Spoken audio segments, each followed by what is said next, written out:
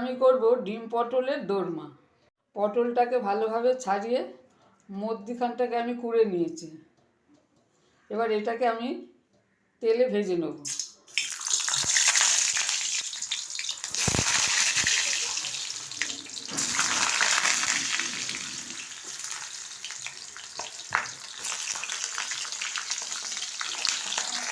পটল আমার ভাজা হয়ে গেছে। পটলের তেলেতে দিলাম ছোট এলাচ, লবঙ্গ, দারচিনি। এবার দুটো পেঁয়াজ কেটেছিলাম দিয়ে দিলাম।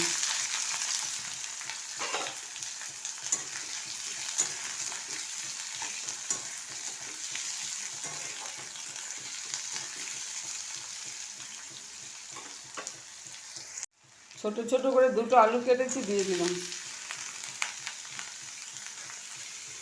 এটা পেঁয়াজের সাথে ভালোভাবে নেড়ে নেবো আগে। এটা আমি একটু অল্প নুন দেবো। নুন দিলে আলু আর পেঁয়াজ দুটোই নরম হয়ে যাবে। পেঁয়াজ আলুটা ভাজা ভাজা হয়ে গেছে। এবার এতে দেবো হলুদ গুঁড়ো হাফ চামচ, লঙ্কা গুঁড়ো বড় চামচ 1 চামচ, হাফ চামচ ধনে গুঁড়ো। এবার 3টে ডিম এতে দেবো। এবার এতে 3টে ডিম দিয়ে দিলাম। আঁচটাকে জোরে করে দিলাম।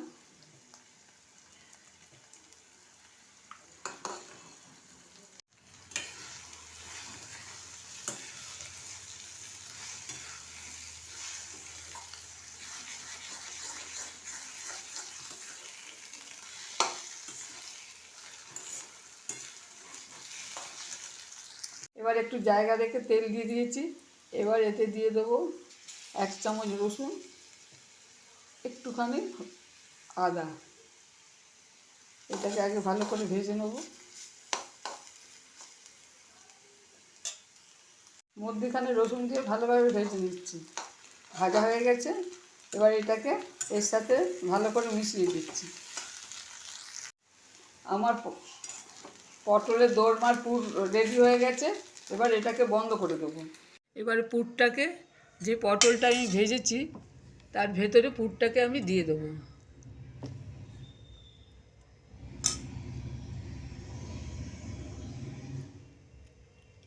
ওই চেপে চেপে একদম ভর্তি করে পটলের মুখ ভর্তি করে দেবো। আমি ভর্তি করে দিয়েছি। এবার মুখটাকে দিয়ে একটা টুথপিক দিয়ে চাপা দিয়ে দেবো। টুথপিক দিয়ে চাপা দিয়ে দিলে এরকমভাবে প্রতিটি পটল আমি তৈরি করব। পটলের দোরমা গ্রেভি করার জন্যে একটা গোটা টমেটো নিয়েছি, একটা কাঁচা লঙ্কা, দুটো শুকনো লঙ্কা আর বাদামটা একটু ভেঙে নিয়েছি, পেস্ট করে নেব। গ্রেভি করার জন্য যে তেল দিয়েছি সেটা ফোড়ন দিলাম, দুটো ছোট এলাচ, দারচিনি আর লবঙ্গ দিয়ে দিলাম। তেলে দিয়ে দেবো হাফ চামচ আদা রসুন বাটা।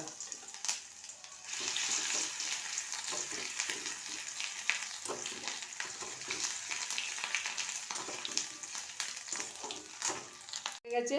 এবার দিয়ে দেবো যে পেস্টটা করেছিলাম পেস্টটা। লঙ্কাটা আগেই পেস্ট করে নিয়েছি, সেই জন্য একটু হলুদ গুঁড়ো আর একটু ধনে গুঁড়ো দিলাম। ভালো করে আগে কষিয়ে নেব। এতে দেবো পরিমাণ মতো নুন আর অল্প একটু চিনি। মশলা থেকে তেল ছেড়ে এসছে। এবার দিয়ে দিলাম বাটনা বাটার জলটা। এতে পরিমাণ মতো নুন আর চিনি দেওয়াই আছে। এবার ফুটলে দিয়ে দেবো পটলগুলো। এবার আমি ঝোলটা ফুটছে, পটলগুলো আমি দিয়ে দিলাম।